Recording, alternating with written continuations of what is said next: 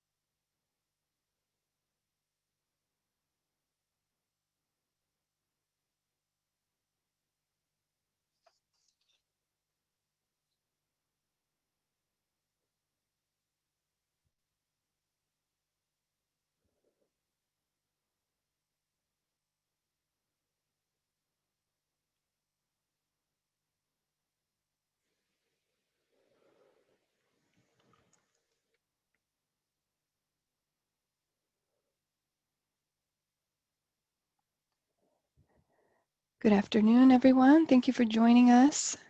We're going to give just a couple more minutes for folks to join online. We appreciate you taking the time.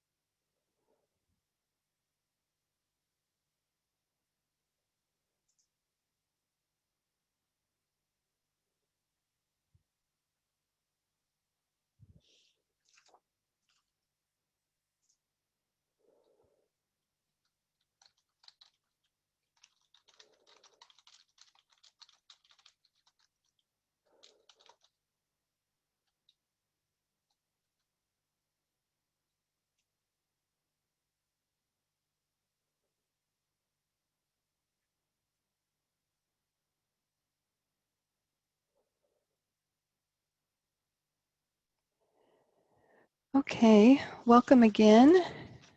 It is the top of the hour, so I don't want to wait too long since everyone has joined us very punctually this morning. I always love that. I do expect we'll have some additional folks pile in, so I'll give us just a couple more moments to give everyone a chance to get settled, and then I'll kick things off kind of informally here on behalf of the Metro team. So thank you again. I'll give just a couple more minutes.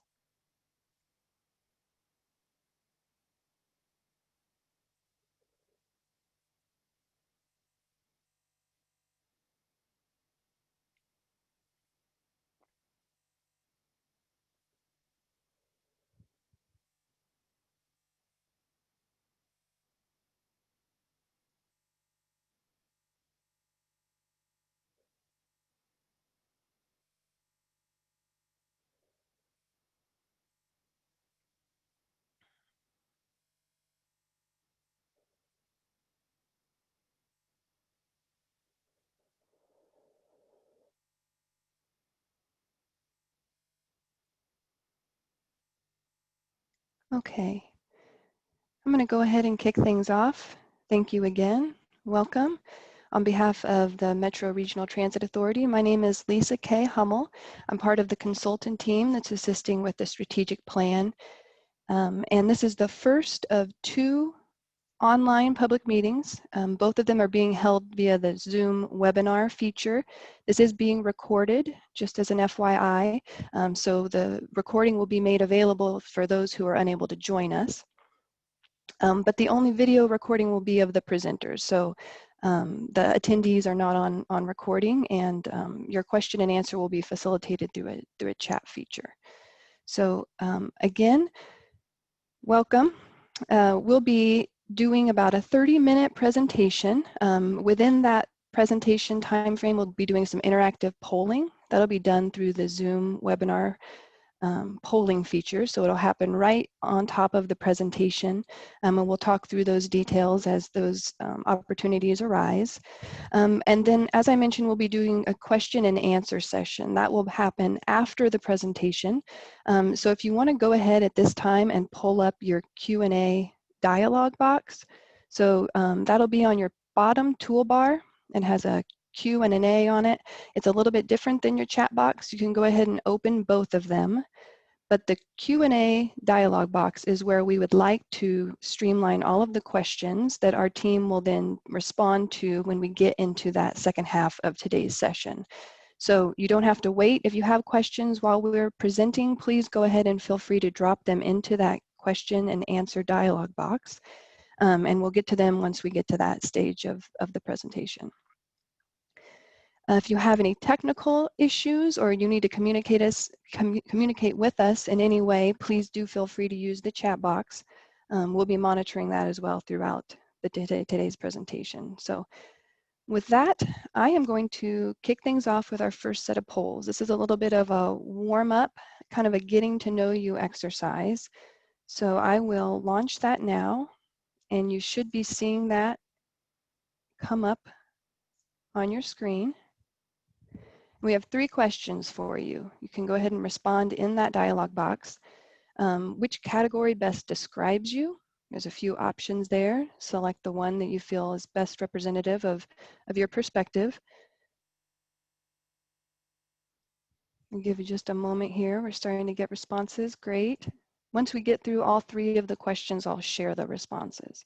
These are anonymous as well, just so you know. We aren't capturing any names with any of the polling today.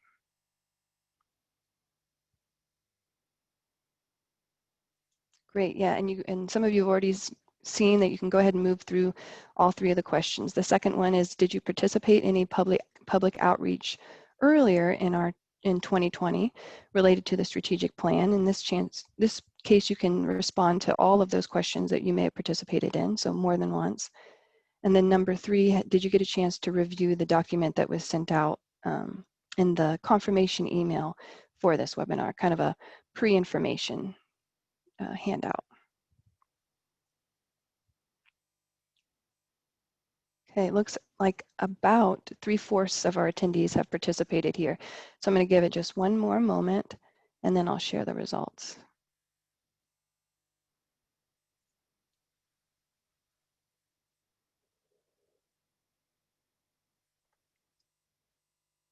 Okay, looks like everyone may have gotten a chance to participate here. So you should be seeing the results of those who are on the line with us. So a lot of community organizations, kind of our highest ranking one there, some public officials and interested citizens. Again, we really appreciate you taking the time.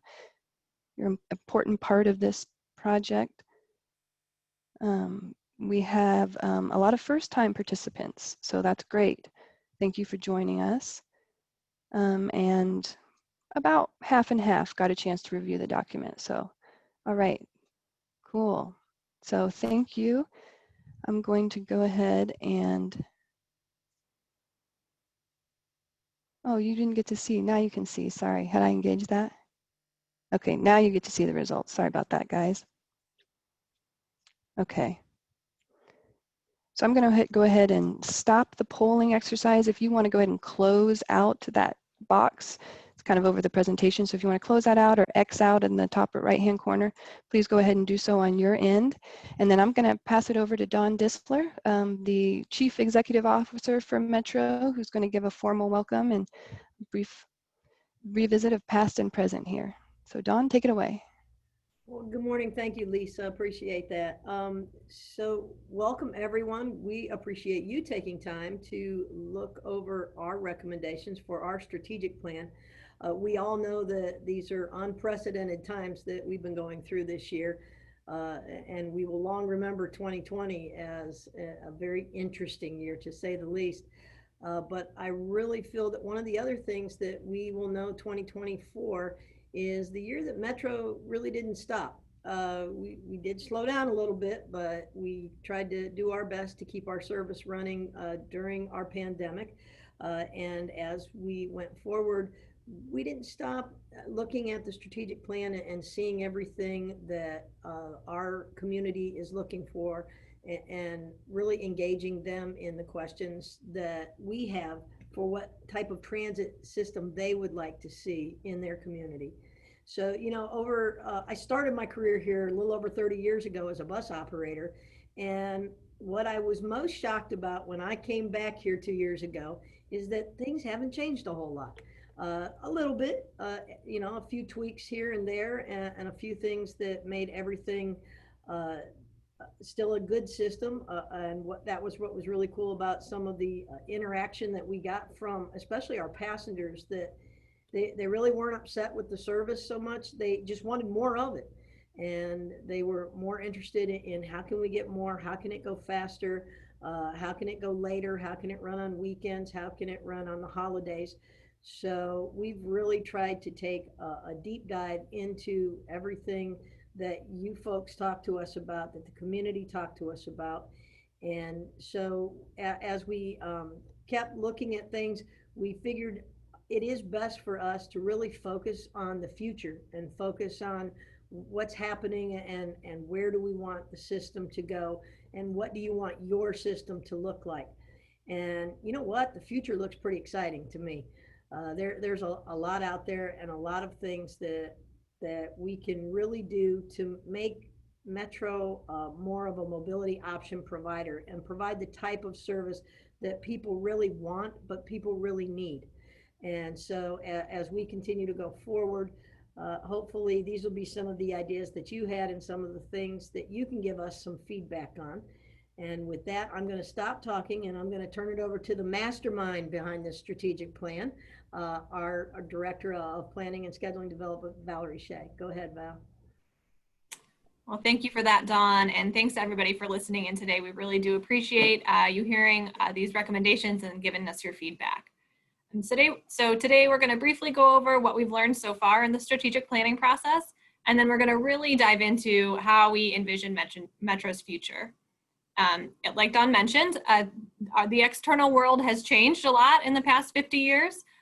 There's some things at Metro that have changed and some things that haven't changed so much. But as travel patterns change and job locations change, technology advances, expectations from our passengers change, and now pandemics are all thrown at us, all of this shape what our riders need from us. And as those things change, we need to make sure that Metro as an agency and the services that we're providing are changing as well.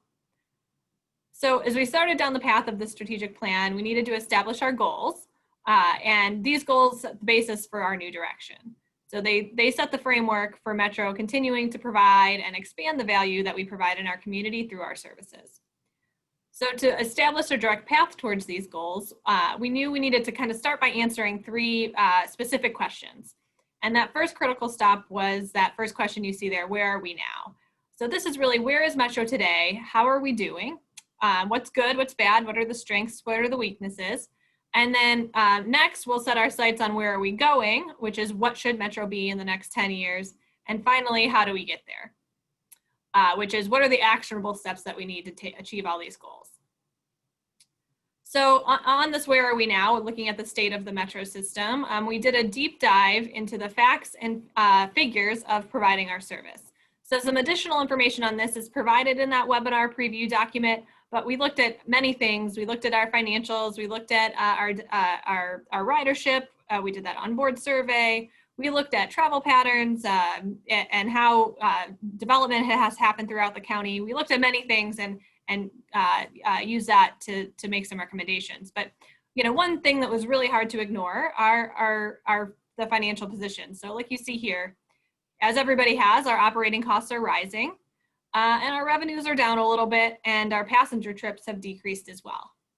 And this was looking at trends before 2020 happened. And obviously things with the pandemic will have an impact on that as well in a way that we're not really quite sure of what the next few years will bring. So of course we know these trends aren't a sustainable future for us. So we want to but we always want to make sure that we're maximizing the value that we're providing to our community. So we're looking at how we can do that while staying within our financial bounds. So in order to do this, we need to rebalance. So we need to look at our service and make sure that we're providing the right type of service in each area of the county and make sure that we're still able to meet those needs as we move forward. So in order to make sure that we fully understood what those needs were, we focused on gathering feedback through a pretty extensive outreach and in-reach process to understand the needs of the community now and into the future. So we talked to community stakeholders, which is we held one-on-one meetings with government officials, community leaders, agency leaders. We conducted our onboard and online surveys, which we'll talk a little bit more about. We had outreach events back earlier in the year when we were able to meet in person, and we had outreach events at the transit center. And we did a couple buses and brews, some fun outreach events in the community as well earlier in the year. So we gained a lot of feedback through that process. And we also talked to our team members here at Metro through a series of events and conversations and surveys and got their input on where we should be in the future as well. So I'm going to go ahead and have Lisa launch the next poll. And we just want to do a couple of quiz questions right now, kind of on our current Metro service and see what you think the answers to these are. So you have two questions up on your screen. The first is, what % of Summit County residents live within a 15-minute walk of a bus stop? So take a guess on what you think that looks like right now. And then the second question is, what is the most common destination of Metro line service riders other than home? So this is based on feedback we received in the onboard survey. Give everybody a couple minutes here to answer, and then we'll share the results and talk through them.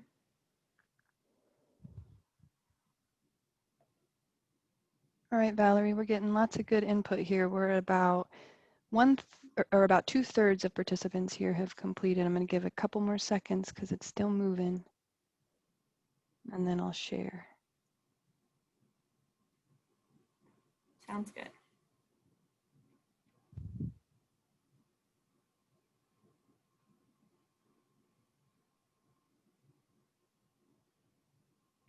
Okay, I think we've stalled.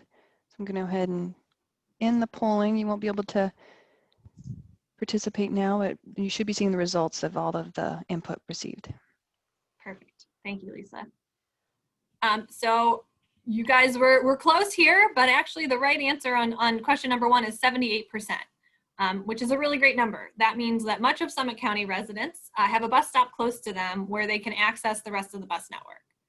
But as we know, that's kind of not the full story. Being close to a bus stop is really only part of the full picture. If that bus stop that's close to you, only has a bus that comes every hour or longer than that, or if the walk to get to that bus stop isn't very pedestrian friendly, that service may still not meet the needs of our residents. So as we look in the future, we want to keep this full picture in mind and make sure to start to think about mobility beyond just the only factor of how close you are to the bus stop, but really how accessible is the system. And the second answer, you guys are right on the money with that. Yes, many of our trips are connecting people to jobs and supporting the livelihood of our residents and our local economy, which was really cemented to us throughout this year. So thank you guys for participating in that quiz. You guys did a great job. And again, yeah, just X out of that box that's on your screen and we will continue on with the presentation. So now if we dive into a little more detail into some of those surveys and what we found. So during the onboard survey that we did in January and February of this year, we collected travel pattern information and demographic information from nearly 2,000 of our existing customers on our fixed route network. And we learned a lot about the folks that use our system day in and day out and confirmed how important transit service is for our transit loyal passengers, using us to get to and from work, medical appointments, school, and all that every day. So here are some of the facts that we found, you'll see on your slide there. And then we also did an online survey to have a little bit different of an audience as well. So the online survey was online and advertised through our website and social media, and we got over 600 responses to this survey from both riders and non-riders and stakeholders and everybody throughout the community. So we got a great response to this survey as well. So we learned, one of the questions that we asked was, in the next 10 years, where are you living now? What type of residential area would you describe that you live now? And then in 10 years, where would you like to be living? Because this is a 10-year plan, we're trying to look at the future. So we did see an increase of folks who said that they would desire to live in a suburban area in the next 10 years, more than are in suburban areas today. And we also saw a little bit of an increase on the flip side of that, of people who wanted to live in a downtown area. So this really illustrates how we at Metro, we need to be responsive as best as we can to providing trips and meeting the needs in both types of neighborhoods. If you live in a suburb and you're traveling to a different suburb for work, the type of trip and what that service looks like is going to be a little different than maybe someone who lives in the city center and is going, just a few miles away to get to their job. So we want to make sure that we're being responsive to both of those needs. So next, we also asked people to choose their preference between a fixed route bus network that was either more frequent or provides more coverage. So those are kind of the two sides of the coin. So a network that is focusing on frequency really focuses on those high demand corridors. And in those corridors, you have buses that come at least every 15 minutes. And it's then supported by a kind of a feeder network of some lower frequency routes. So buses that come a little less often. But again, really focusing on those key corridors. And then the other option on the flip side of that is the coverage. So that's really where you take that peanut butter and you spread it a little thinner across the whole county, and the service gets spread more evenly, but ultimately that results in lower frequencies. So basically, again, like we spoke to before, there might be a bus stop close to you, but the bus might only come every hour. So both serve different needs and both are important, and finding the balance of those two things is what we'd like to do through this process. But we did hear from a majority of the respondents to that survey that there's a preference for that frequency network.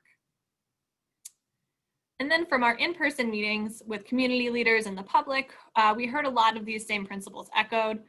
So we saw, as Dawn said, a strong desire, we're doing great, a strong desire for more service, providing frequent service where that works, and then looking for more flexible options in other areas.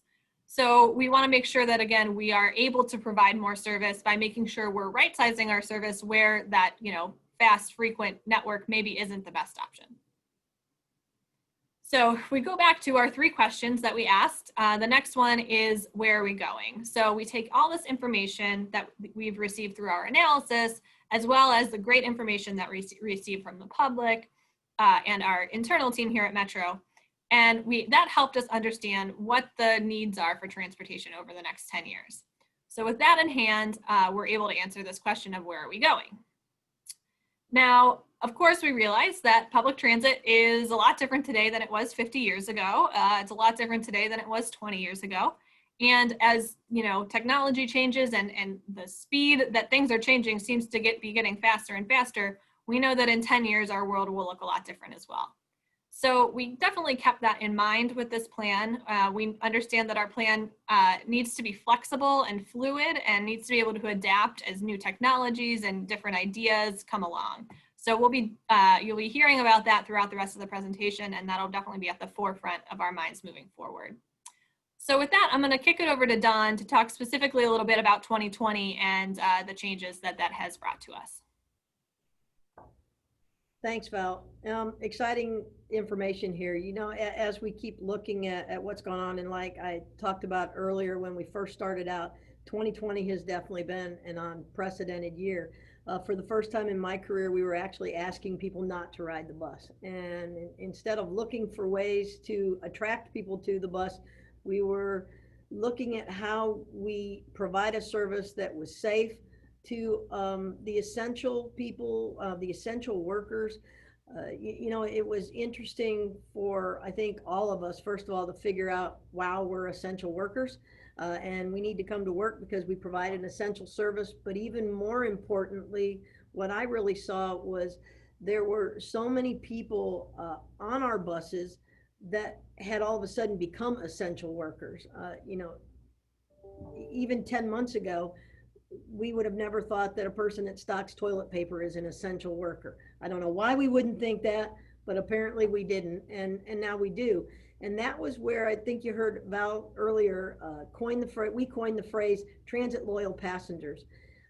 These are folks who found themselves in the middle of a pandemic, but needing to get to work still, needing to stock shelves, needing to take care of sick people, needing to just get to appointments and still get to social services appointments, especially during this time.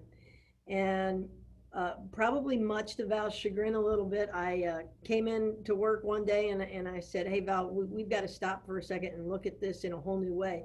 This is a strategic plan that needs to be built for and around the people in our community who are loyal to us and who use this bus system every day. And we need to make sure that the bus system is meeting their needs. We need to make sure that it's not just your grandpa's old-fashioned bus system, but it becomes something where, depending on where you are and where you're trying to get to, we could provide a service and an option, a mobility option that really gets people to where they need to be. And this really allowed us to take a step back and look at things and say, hey, you know what? We can really think outside the bus. We can go to all new heights, come up with what people need, make sure that someone doesn't have to spend 2 hours on a bus to get where they need to go, and try some new things, try some new pilot programs, and really look at how we provide a trip that maybe takes 20 or 30 minutes instead of 2 hours. So we've really looked at how we can build the system for people who really need the system and who ride the system. And then, you know, from there, others will join us, I think. I think if we build a system that really works in the areas that we need it to work in, we'll see ridership go up and we'll see more people using the system because we've given them different options that work for them. And so I'm very fortunate to have a very talented team that is here in our organization, and some very dedicated folks all throughout the system. You know, I have bus operators who were just as afraid to go out into the public as I'm sure you were during this whole thing, and maybe still are. And they came to work every day. I have mechanics who made sure that the buses still ran and that the buses were clean and that they were safe to get onto. I have people who came to work in the administrative part of it so that we could make sure the strategic plan didn't stop and that it continued going forward. So I'm really proud of this team and what they've brought forward as the strategic plan recommendations going forward for the next 5 to 10 years. So Val, I'm going to kick it back over to you so that you can talk a little bit about what you guys came up with. Thanks, Don. And I am very excited about the direction that we're going and kind of thinking outside the bus, if you will, and providing some different options. So before we get into those recommendations, we're going to do one more quick poll here, another quick poll. And this is specifically about COVID and its impact on your transit use. So whether you use transit now or not, please take a minute to answer this poll. So the first one is, how often did you use Metro before COVID? And then the second question is, how often do you use Metro now?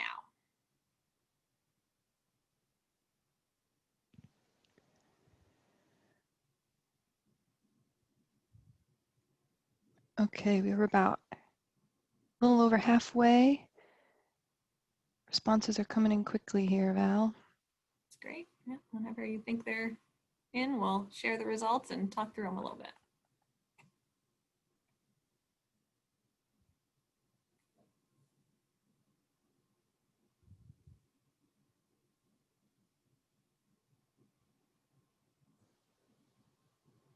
All right, seems like maybe we've leveled off here. Yep, I'm gonna go ahead and close the poll and share the results. You should be seeing them now on your screen.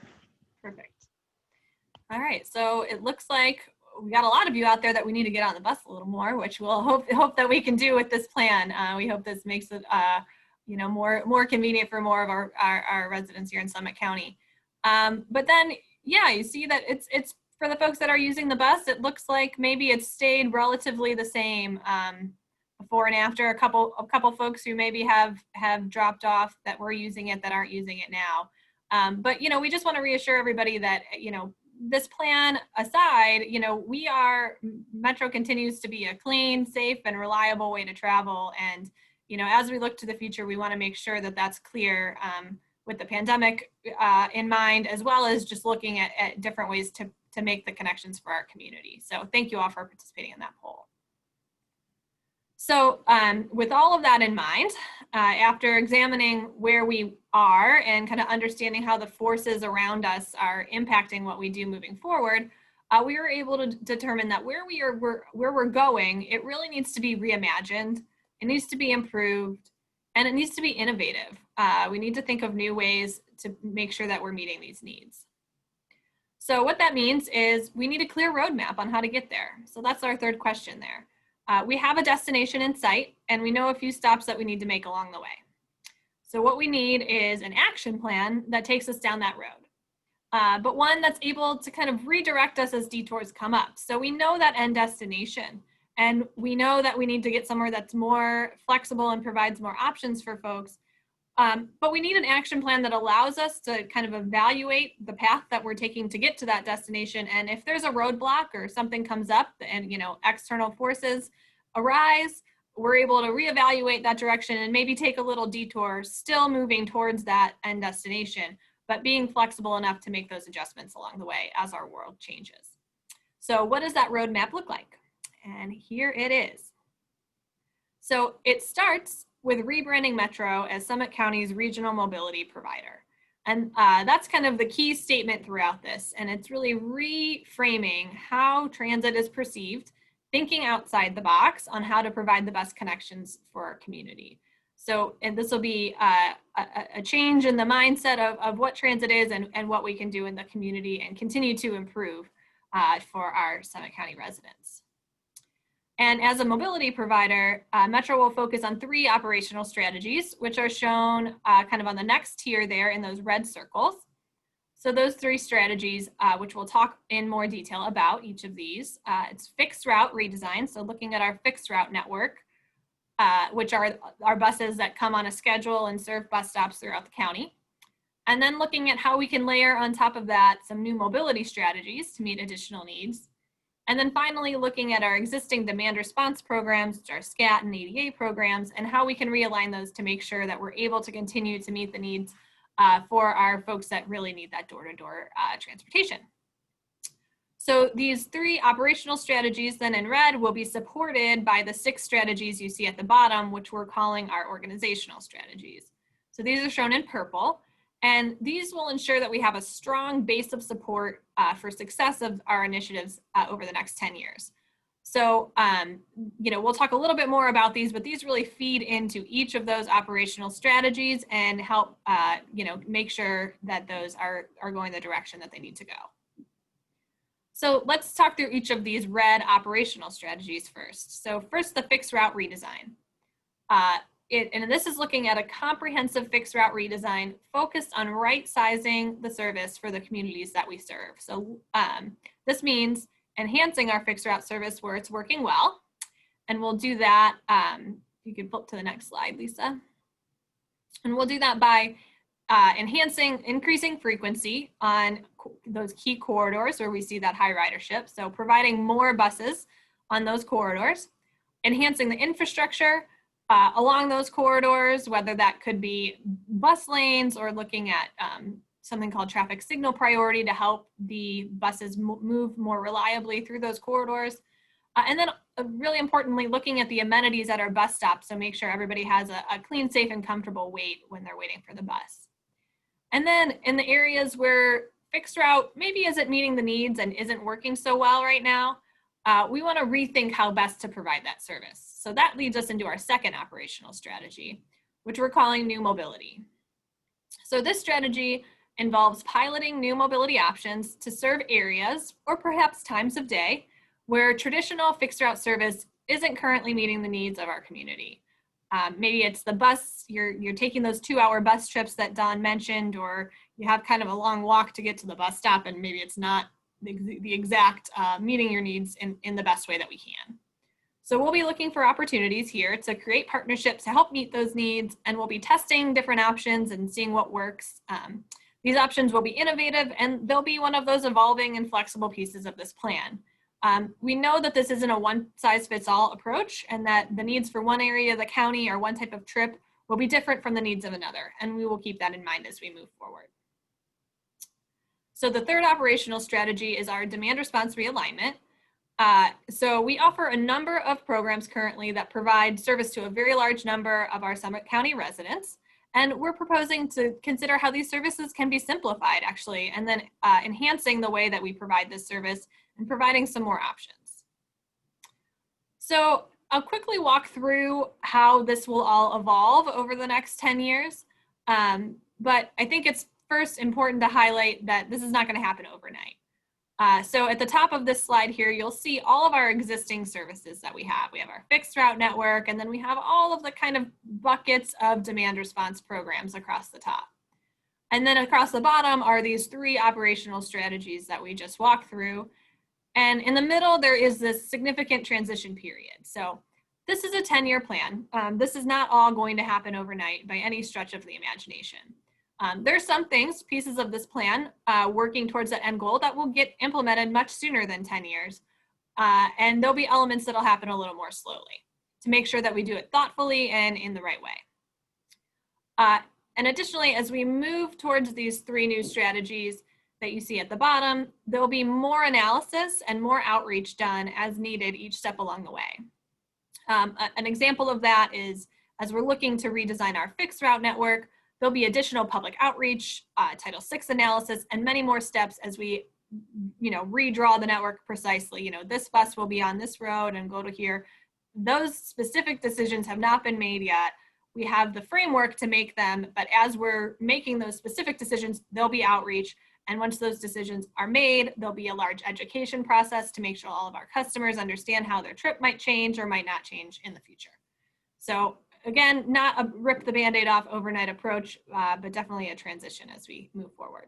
So what our plan that we're presenting today gives us is that framework that we're working towards in the next 10 years. So as we kind of step through this evolution, you can see that a trip that's taken on the fixed route today may still be taken on a fixed route as we move forward into the redesigned network, or you might have the opportunity to take that as a new mobility trip that either connects you into the fixed route or just takes you right to where you need to go.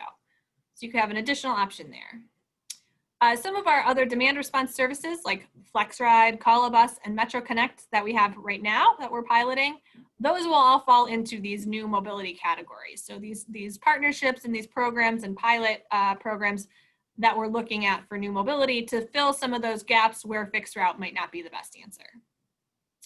And of course, we'll continue our strong partnerships with our community social service agencies, and we'll look for ways to enhance those moving forward. And then for both our SCAT temporary and our SCAT senior programs, we want to make sure that we are still meeting the needs for those who need us most. So as our population ages, we want to make sure that we can still provide the door-to-door service that's necessary for our elderly population and for those with disabilities. We also want to make sure we're offering additional options. So take a senior, if we go to right to the next slide, Lisa. Yeah, there we go. So take a senior who is calling right now, they're calling the day before to schedule a trip to get their prescription. And that's their one trip that they're able to make that day with the current SCAP program. Now, perhaps that senior has a new mobility option in their area, which there's no eligibility to be able to take that. Anybody is able to take that. So now instead of having a pre-scheduled trip that have some limitations on it, they're able to schedule a trip on new mobility that day. So they're able to schedule it on their phone or call in and get a trip and get a ride. And they'll get picked up and taken on a quick ride to the end of one of these new fast frequent corridors that are part of our fixed route system. When they get there, they'll have a very comfortable waiting environment with a bench and a shelter, and their wait isn't going to be very long anyway because those buses are coming every 10 to 15 minutes, so your wait time is going to be less than that. So from there, they'll board the fully accessible bus and take a quick trip to the pharmacy. And they're able to pick up their prescription, and then if they want to, they can shop at their leisure. They don't have that scheduled return trip on SCAT that they know that they have a specific time that they need to be back out to the front to get picked up. So they're able to go grab that gallon of milk at the back of the store or talk to their neighbor that they see in the bread aisle, and they don't have a specific time that they need to be back out front. And then when they're done, they're able to grab the bus, again at a very short wait, and do the same trip in reverse. And then if later on that day they want to go meet a friend or they have a different appointment to go to, they can do the same thing. So this could provide some more freedom and some additional options on how to travel. And so for our existing SCAP program itself, again, we want to make sure that we can definitely sustain providing that specialized door-to-door service for our aging population. But to do that, we will have to look at the eligibility requirements, and one of those will include looking at raising the age. And to do this, we want to make sure that, again, we provide these additional options. So there's other ways to take those trips and also incentivize those as well. So looking at ways to further incentivize new mobility and fixed route for those who are able to use those options. And then, of course, we have our ADA program that we will continue to provide that ADA service that complements our fixed route service. So that will remain in place. So again, overall, this is part of the roadmap. There are many steps and processes and analyses and outreach to be done between now and the final product, but it's a big change, can't happen overnight, and we fully understand that we need to be thoughtful and careful as we move forward and making sure that we're keeping everybody informed as we go. But again, we have this framework with the end destination in sight. So with a clear direction to follow for providing service for our 3 operational strategies, we'll also be focused on developing these supporting strategies to help us get where we're going. So some of these that I'll point out here is our fleet. So we want to make sure that we have a fleet of buses that meets these needs, fleet of vehicles, I should say. Maybe they're not all the same buses that you see on the road today. And for those of you who would like, we have a little sneak preview of what the new paint job on some of our next order of buses will be on that photo in the upper right there. We're also going to be looking at our fare payment system. COVID has, one of the many things that's taught us is that, having a way to pay your fare without having too much contact is something that's very important and will be moving forward. So we have our mobile ticketing easy fare payment system now. We'll be looking at ways to enhance that and to make that system accessible to more of our customers as we move forward. And of course, technology will play a big role in all of this. Technology will play a part in each of those operational strategies that we talked about. So we want to make sure we're looking at our technology plan and making sure we're investing in that as well. So we're providing great, fast, accurate information for our customers. And finally, kind of the first one that's listed here is the financials. We need to clearly make sure that we're in a financially stable position and that we're able to sustain and maximize the value that we're providing to the community as we move forward. So as we wrap up our strategic plan with your input and feedback that we get today, we'll be detailing our plans and setting the course over the next couple of years. So we understand, again, that this plan needs to be adaptable to be successful, And we're going to continue that evaluation step that you see here will be critical as we move forward to make sure that we're continuing on that right path. So next, to talk about next steps a little bit, again, we're going to hear your feedback today in the question and answer session. This recording will be available on the website as well. So folks that aren't able to join us either today or on Tuesday night can watch the recording on the website. And then later this fall, we'll report back to our Board of Trustees with all the feedback that we've gotten, and then go for final approval of the plan. And from there, we're off to the races and starting towards implementation. So now the last poll of the day before we move into question and answer is really asking, so you've heard all of this feedback today, you've maybe participated in the process up until now, so we want to know from the folks participating today, do you think that this plan takes Metro in the right direction? And then the second question is specifically related to if you want to stay informed on our initiatives moving forward. So this is, the second question is one that Lisa, I believe, is tied to their email address. This is the only non-anonymous one, so that we can make sure we have everybody's email. Yep, thank you for mentioning. Yep. Absolutely. So we'll give everybody a minute or so to answer those two questions.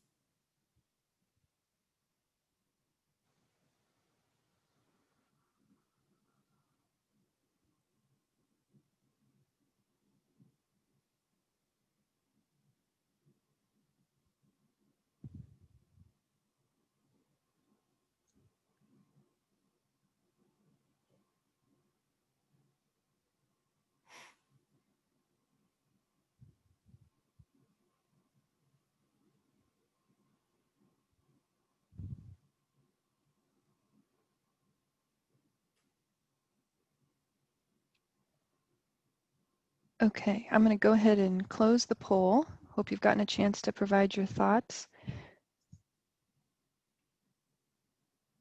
and share the results. Awesome. All right. Well, that's great to see. I'm glad to see that most of you agree that this is taking us in the right direction.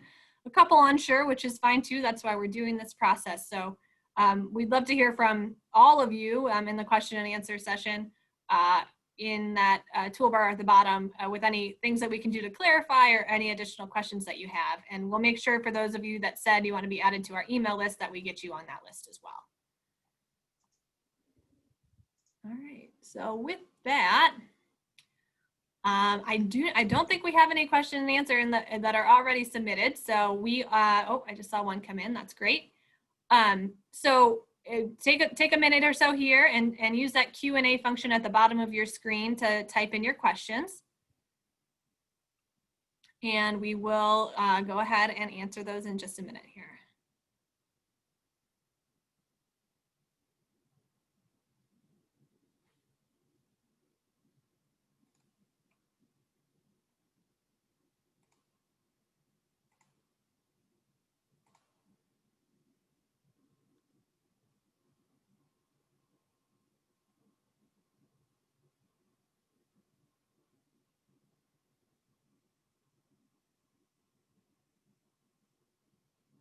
All right, I'm gonna go ahead and I see a couple of questions coming in here.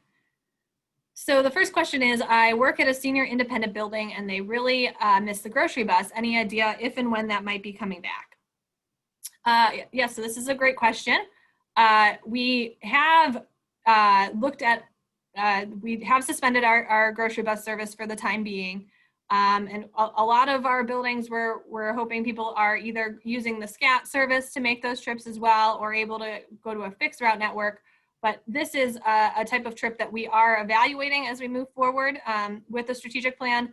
We want to make sure that we're really providing the service in the right way, in a way that it works for our residents, but also you know, is sustainable as we move into the future.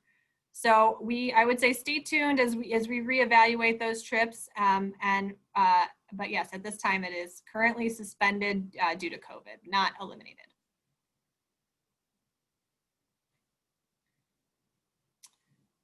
Okay. All right, so it looks like,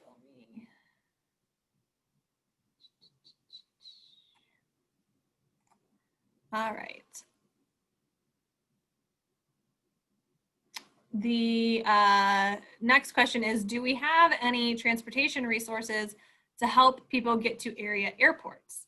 So that is a great question. We do have service right now on our Route 110 that takes folks from our transit center down through Green and to the airport. If I'm being totally honest, it doesn't provide the most convenient connections for folks to get to the airport. So as we look to in the future to looking at our fixed route network, we're going to look at how we can improve that connection and how we can work with our partners down at SARTA and Stark County on making those connections as well, because they provide some service to the airport as well. So hopefully that answered that question. All right.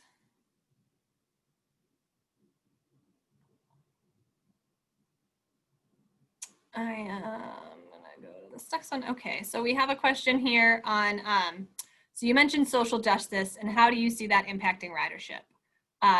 Dawn, is that one you want to take? I'm happy to answer that as well. I know. Something told me you were going to throw that one my way. So yeah, you know, this plan, as I said earlier, one of the things that we really saw during the pandemic, of course, we're still during it, but during the heat of the pandemic, was that there were just so many people who were essential that needed to get to work. And, you know, I think that's part of the social justice movement. We support the social justice movement. We feel that it's important for us to support that. The one thing I've always found that was very cool about being in public transportation is I think it's one of the most diverse services that there is out there. We never have to ask people, you know, are you old enough? Are you young enough? Are you black enough? Are you white enough? Are you gay? Are you straight? Are you rich? Are you poor? It doesn't matter. You just get to get on the bus and get where you're going. And I think that as part of that social justice movement, we need to work with groups such as the NAACP, which we've reached out to, as well as the Urban League, and talk to them about where does the bus need to go in order to provide those mobility options. Where do all of our services need to go in order to provide those mobility options, and make sure that we're part of giving people a helping hand up and making sure that folks are able to have equitable transportation options for them. So I really do see this plan as being part of helping that social justice movement.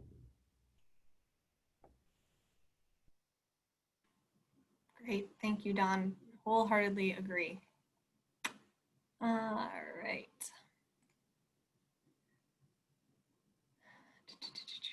Okay, so we have a question here. Do you know if the new routes will get closer to community centers and parks?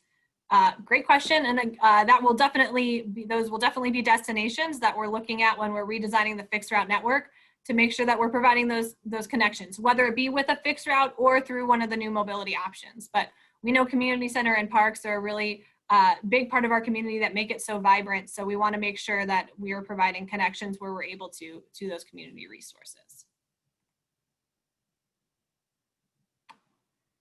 All right. We have an interesting question over here in the chat box, and it says, I know some of the flexibility of Metro is tied to federal funding. How will this new flexibility be allowed, and is this changing at the federal level as well? I think that's a really interesting question. So you're correct. Federal funding is part of our biggest capital plan. Not so much the operational plan, but the capital plan. And our operational dollars, the most of those come from the sales tax, the Summit County sales tax. As we move forward, we were fortunate enough to be part of the CARES Act, which enabled us to make sure that we could stay open, stay viable. I'm proud to say we were able to keep our team members fully employed with benefits, which I thought was great throughout this whole thing, and we continue to do so. As we go forward, you know, we never know what tomorrow is going to bring, and especially as far as funding goes.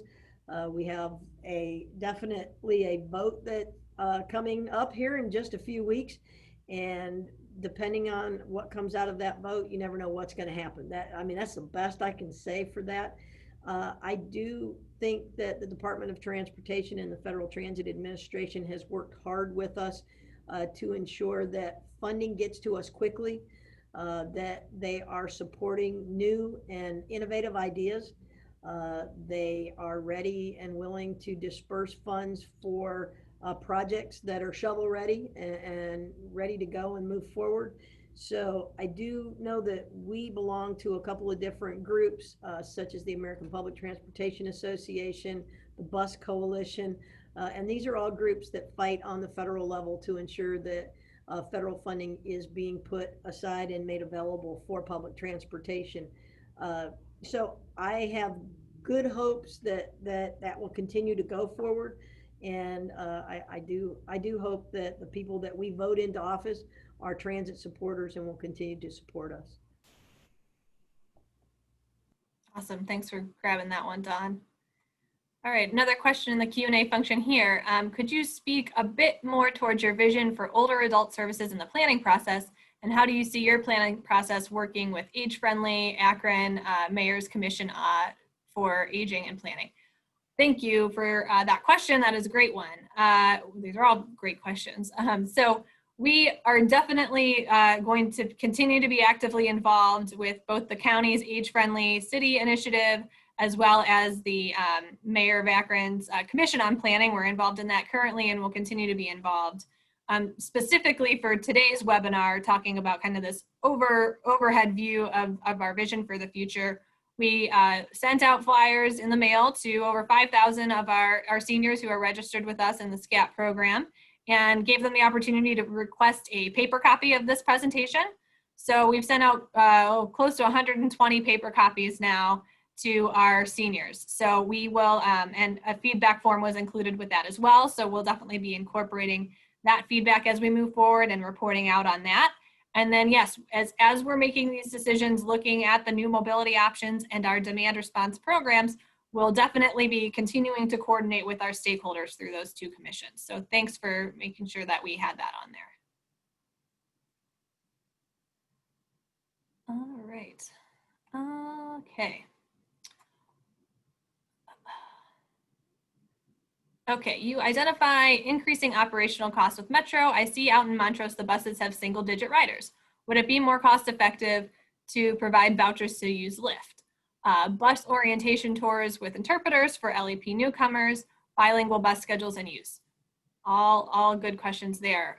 So as far as the buses out in Montrose with single-digit riders, if we're talking kind of near the end of the #1 route, this is kind of something you see even on our really high ridership routes. As you get towards the end of the line, it may dwindle out into the number of people that are on board, but as you're going back and forth to downtown, that ridership is certainly varying along the route, or that trip might be light, but the next trip that bus is doing has a lot of folks on it. So there is some variability there.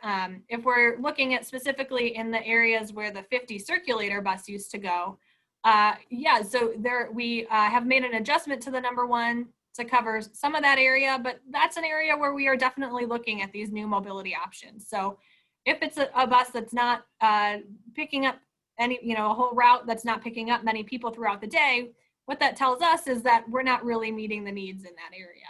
So how can we provide those connections and make those in a new, different way that's a little more flexible and meets the needs better of the community? As far as providing vouchers to use Lyft, we certainly, and Dawn, I know you always say this, we don't see Uber and Lyft as our competitor. They're another option to travel around the community. So we want to continue to promote that as a different option as we look at new mobility options moving forward. Partnerships and considerations on how to provide those trips with our Metro team moving forward is certainly what we're going to be focused on. So looking for new and innovative ways to make those connections for sure. I think this idea of bus orientation tours with interpreters for LEP newcomers is a great one. The same with the bilingual bus schedules.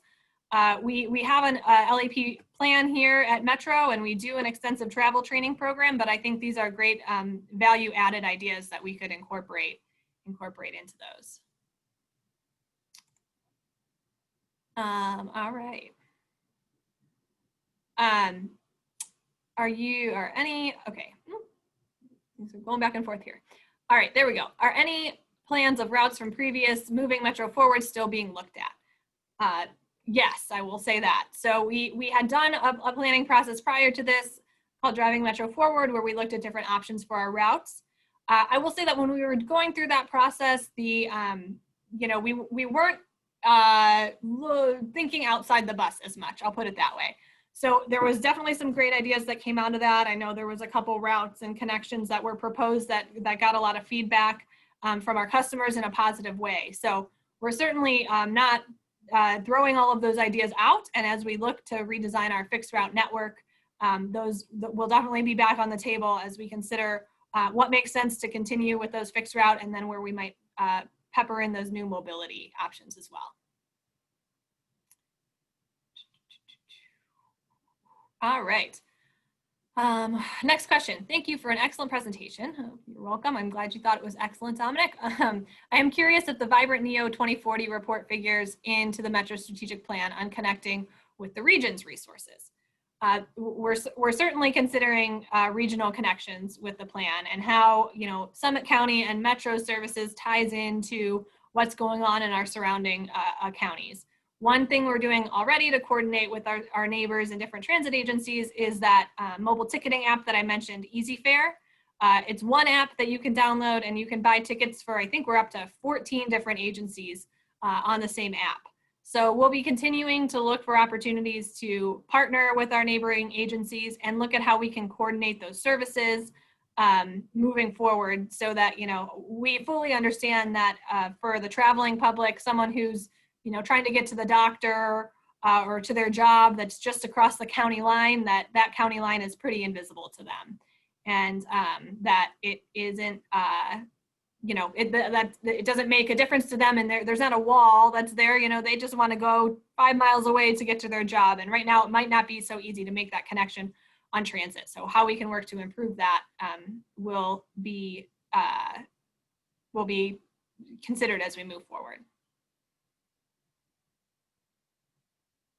All right. Okay, so I think we had some other questions that were answered with text as we went along. So hopefully we got all those taken care of. So I think we are ready to wrap it up here. And I'm going to toss it over to Dawn to close us out here. Well, thank you. And thank you, everybody, for taking time out of your busy day to be part of this strategic plan recommendations presentation.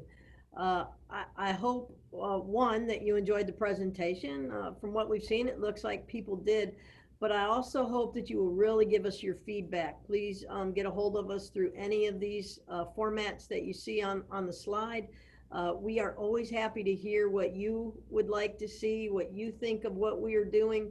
I tell people all the time, while we are happy to provide this service, this is your bus system. This is our community's bus system, and we need to make sure that we're providing what people need in the best way possible, in the most effective way possible, with the resources that we have. And we're going to continue to work hard to bring new and exciting and bold mobility options to you. So I do want to thank our people who are helping us out here from WSP, and we also would like to thank Val and her team, who have just done an amazing job and worked tirelessly putting this together.